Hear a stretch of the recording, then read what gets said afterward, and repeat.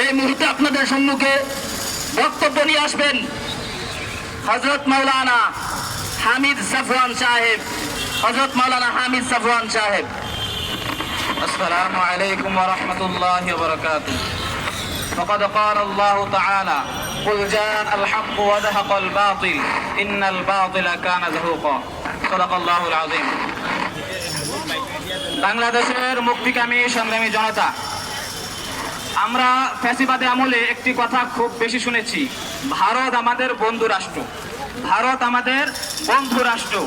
কিন্তু 1971 সাল থেকে নিয়ে আজকের 2026 সাল পর্যন্ত এই দীর্ঘ 55 বছরে ভারত সীমান্তে বাংলাদেশের 2000-এর অধিক নাগরিকদেরকে পাখির মতো গুলি করে হত্যা করেছে।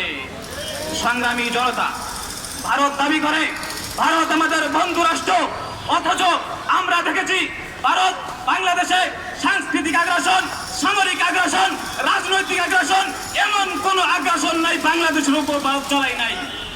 সেই আগ্রাসনের কথা বলতে গিয়ে ইলিয়াস আলীকে খুন করা হয়েছে, খুন করা হয়েছে।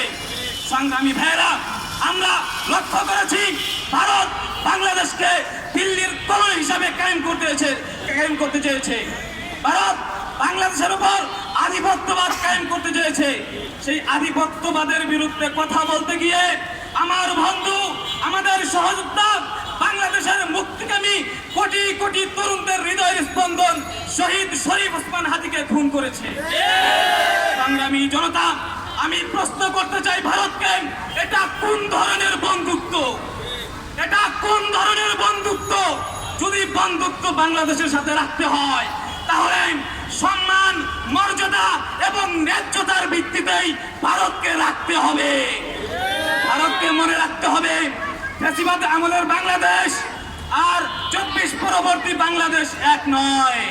গণঅভ্যুত্থান পরবর্তী বাংলাদেশ আর গণঅভ্যুত্থান পূর্ববর্তী বাংলাদেশ এক নয়।